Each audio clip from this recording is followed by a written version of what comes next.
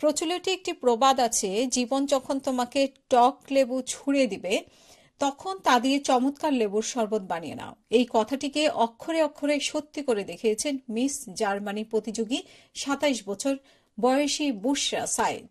একটি চরম বৈষম্যমূলক ও অপমানজনক পরিস্থিতিতে তিনি যেভাবে বুদ্ধিমত্তা ও রসবোধ দিয়ে মোকাবেলা করেছেন তা শুধু তার ব্যবসায়কেই চাঙ্গা করেনি, বরং মানসিকতার এক অনন্য জয় হিসেবে আন্তর্জাতিক মহলে প্রশংসিত হয়েছে।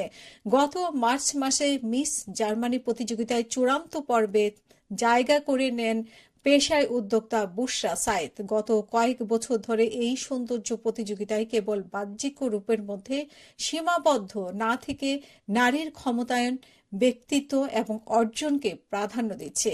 এদিকে বুশরা সাইদ মূলত একজন সফল ব্যবসায়ী, যিনি নিজে হেজাব পরেন এবং হিজাবের ব্যবসা করেন।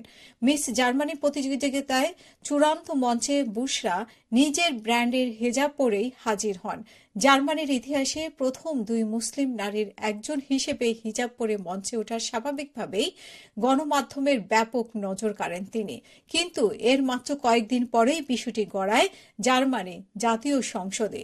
আন্তর্জাতিক নারী দিবসের এক ভাষণে জার্মানির কঠোর ডানপন্থী দল অল্টারনেটিভ ফর জার্মানি সংসদ সদস্য বিয়ারচিক্স ফন স্ট্রচ ক্ষোভ উপড়ে ফেলে উনি বলেন যে মিস জার্মানির ফাইনালে হেজাব, এই নারী শুধু হেজাবই পরেননি, তিনি একজন হেজাব অ্যাক্টিভিস্ট। তিনি এর প্রচার করছেন, যদি এই ধরনের ইসলামী অ্যাক্টিভিস্টকে অংশ নিতে দেওয়া হয় তবে আমরা এক বিপজ্জনক অযৌক্তিক দেশে বাস করছি।